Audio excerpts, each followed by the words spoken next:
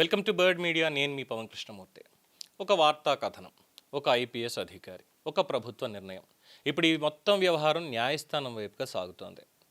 విజయవాడ నగర police commissioner SV Rajasekhar బాబు మీద సాక్షి దినపత్రిక ప్రచురించినటువంటి కథనం ఇప్పుడు చాలా పెద్ద చర్చకు దారితీసింది. దాని మీద వచ్చినటువంటి ఆరోపణలు, అంటే రాజశేఖర్ బాబు మీద వచ్చినటువంటి ఆరోపణలు పూర్తిగా నిరాధారమైనవి అని పేర్కొంటూ చట్టపరమైనటువంటి చర్యలకు అనుమతి ఇవ్వాలని కోరిన ప్రతిపాదనల్ని ప్రభుత్వం పరిశీలించింది. దీంతో సాక్షి దినపత్రిక ప్రచురణకర్త, రెసిడెంట్ ఎడిటర్, సంబంధిత రిపోర్టర్ వీళ్ళందరి మీద కూడా న్యాయపరమైనటువంటి చర్యలకి ప్రభుత్వం గ్రీన్ సిగ్నల్ ఇస్తూ జీవో జారీ చేసింది. జీఓఆర్టీ నెంబర్ 1486 ద్వారా ప్రభుత్వం తీసుకున్నటువంటి ఈ నిర్ణయం ఇప్పుడు మీడియా వర్గాల్లో, రాజకీయ వర్గాల్లో చాలా తీవ్రమైనటువంటి చర్చకు కారణమవుతోంది. అయితే అసలు వివాదం ఎక్కడ మొదలైంది? 2026 జూన్ 30వ తేదీన సాక్షి పత్రికలో వచ్చిన ఒక కథనంలో ఎన్టీఆర్ జిల్లా పోలీస్ కమిషనర్ ఎస్వి రాజశేఖర్ బాబును పేరుని ప్రస్తావిస్తూ Avika trading company deposit fraud case దర్యాప్తు విషయంలో అనేక ఆరోపణలు చేసినట్టుగా ప్రభుత్వం పేర్కొంది.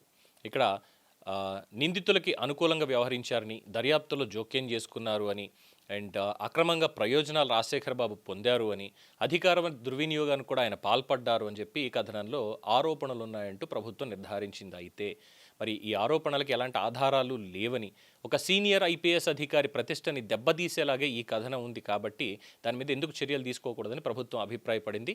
సో ఇక్కడ చాలామంది అడిగేది, వెంటనే ఆక్రందనలు, ఆర్తనాదాలు వచ్చేసాయి. అంటే మీడియా స్వేచ్ఛను హరిస్తున్నారా, ప్రశ్నించే హక్కు లేదా అన్నటువంటి ప్రశ్నలు కూడా వచ్చేస్తున్నాయి వెంటనే. కానీ ఇక్కడ మీడియాకి ఖచ్చితంగా ప్రశ్నించేటువంటి హక్కు ఉంది.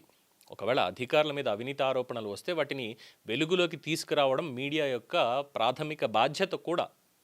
కానీ ఇక్కడ ఆరోపణలు ఒకటి చేస్తే సరిపోద్దా? పెన్నుంది కదా అని రాసుకుంటే వెళ్ళిపోయాం చాంతాడంతా. బాగానే ఉంది, ప్రాస యాస అన్నీ కుదిరిపోయాయి, చక్కటి తెలుగులో వచ్చేసాం, బాగానే ఉంది అంతా. కానీ దానికి ఆధారాలేవి? ఆరోపణలు కాదు కదా, బలమైన ఆధారాలు చూపించాల్సినటువంటి బాధ్యత కూడా మీడియాకు ఉంది కదా. ఇప్పుడు ఒక పొరపాటును వార్త పడింది అంటే, అయ్యో ఇది పొరపాటున పడింది, దానికి మేము చింతిస్తున్నాం అని చెప్పి ఒక డిస్క్లైమర్ ఇస్తారు, ఒక రిజైండర్ ఇస్తారు. కానీ ఇక్కడ చేసింది కావాలని చేసినటువంటి ఎలిగేషన్ కదా ఇది. ఇప్పుడు ఇదే ఈ అసలు వివాదానికి సెంటర్ పాయింట్గా మారిపోయింది.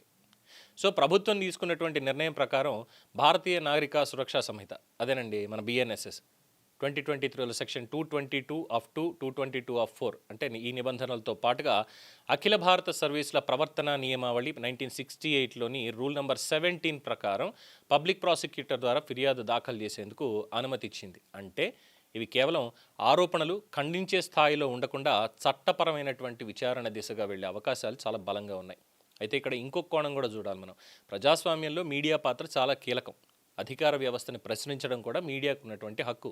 అదే సమయంలో ఒక వ్యక్తి మీద తీవ్రమైన ఆరోపణలు చేసేసి వదిలేస్తే కాదు కదా, ముందు వాస్తవ నిర్ధారణ చేసుకోవాలి, ఆధారాలని పరిశీలించాలి. ఇది కూడా చాలా కీలకమైనటువంటిదే. ఒక వార్త కేవలం ఒకరోజు ప్రభావంతో ముగిసిపోదు. ఒక వ్యక్తి ప్రతిష్ట మీద, వృత్తిపరమైనటువంటి జీవితం మీద ప్రభావం చూపించేటువంటి అవకాశం బలంగా ఉంటుంది. సో ఇప్పుడు ఈ వ్యవహారం రెండు వైపుల మధ్య కూడా న్యాయ పోరాటంగా మారుతుంది. గవర్నమెంట్ జీవో ఇచ్చింది కాబట్టి ఖచ్చితంగా యాక్షన్స్ ఉంటాయి. ఒకవైపు వీళ్ళు ఏం చెప్తారు, అధికారిని ప్రశ్నించో అది మా మీడియా బాధ్యత అంటూ వాదించడం మొదలుపెట్టేశారు. మళ్ళీ మీడియా గొంతు నొక్కేస్తున్నారు మీరు అంటూ ఆరోపణలు కూడా మొదలుపెట్టేశారు. మరి ఆధారాలు లేకుండా ప్రతిష్టను దెబ్బతీస్తే, అలా ఆరోపణలు చేస్తే చట్టపరంగా చర్యలు తీసుకోకుండా చేతులు కట్టు కూర్చోవాలని ప్రభుత్వం ప్రశ్నిస్తోంది. సో రేపు ఎలాగో దర్యాప్తులో ఇవన్నీ కూడా తేల్తాయి. ఆరోపణల్లో ఉన్నటువంటి వాస్తవాలు ఏంటి, లేదా వారి దగ్గర ఉన్నటువంటి ఆధారాలు ఏంటి అని వాళ్ళు తీసుకురావాలి. అది కూడా న్యాయస్థానం ముందుకు తీసుకెళ్ళాలి. అట్ ద సేమ్ టైం తీసుకునేటువంటి చర్యలకి తలొంచక తప్పదు, అది ఎవరైనప్పటికీ కూడా. సో ఇక్కడ మీడియా స్వేచ్ఛకి హద్దులు ఎక్కడ అనేటువంటి ప్రశ్న వస్తుంది. అధికారుల మీద కానీ ఇంకొకళ్ళ మీద కానీ ఆరోపణలు ఎంత ముఖ్యమైనవి, వాటికి ఉండేటువంటి ఆధారాలు ఏంటి, ప్రజలకి సమాచారం అందించే బాధ్యతలో మీడియా ప్రమాణాలు ఎలా ఉండాలి, ఈ మూడు ప్రశ్నలకి మాత్రం సమాధానం చెప్పేలా ఈ కేసు పరిణామాలు చాలా బలంగా మారే అవకాశం ఉంది అని అంటున్నారు. ఎందుకంటే ఒక వార్త, ఒక అధికారి, ఒక ప్రభుత్వ నిర్ణయం వెరసి ఇప్పుడు అందరి చూపు కోర్టు దగ్గర నించుంది, ఆధారాలు వీళ్ళు ఏం తీసుకొస్తారని. ఆల్రెడీ దీనికి చిన్న ఎగ్జాంపుల్ చెప్పుకోవాలంటే డెఫమేషన్ కేసు నారా లోకేష్ వేసినటువంటి డెఫమేషన్ కేసు. చిన్నబాబు చిరుతిండి అని రాసేశారు. ఆధారాలు ఇవరా అంటే కోర్టు చుట్టూ తిరుగుతున్నారు. ఇది కూడా అలాగే కోర్టు చుట్టూ తిరిగేటువంటి కేసుగా మారుతుంది అనేది ఇంకొంతమంది చెప్పేటువంటిది. బట్ రాసేదంతా తప్పుడు రాతలును, చెప్పేవేమో శ్రీరంగ నీతులు అని ఈ కేసులో ఈ సామెత చెప్తున్నారు. చూద్దాం మరి ప్రభుత్వం ఇచ్చినటువంటి జీవో ప్రకారం చర్యలు ఏం తీసుకుంటారు పోలీసులు, మరి ఎవరిని అరెస్ట్ చేస్తారు, ఎటువంటి నోటీసులు వెళ్తాయి వాళ్ళకి, వెయిట్ చేయాల్సిందే. దీని మీద మీ అభిప్రాయం తెలియచేయండి. చూస్తూనే ఉండండి ది బర్డ్ మీడియా. ఈ వీడియో మీకు నచ్చినట్లయితే లైక్ చేయండి, షేర్ చేయండి, సబ్స్క్రైబ్ చేయండి. మరిన్ని అప్డేట్ల కోసం మా వాట్సాప్ ఛానల్ను ఫాలో చేయండి.